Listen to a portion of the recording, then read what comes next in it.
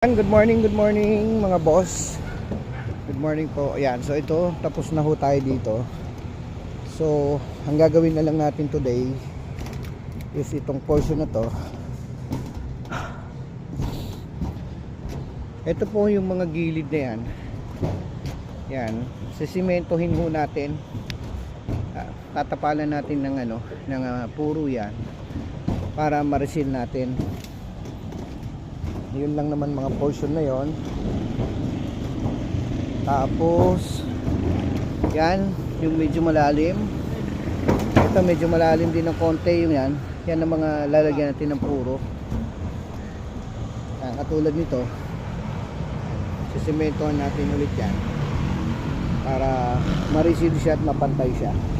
So tapos na ho tayo dito. So yung other side, meron na siyang flashing, naka-flash na po siya. Other side naka-flashing na rin. So today na tayo dito. So today po, tapos na ho ito. So yan muna yung ating report for today, Saturday morning. Good morning po sa inyo mga boss. Yeah.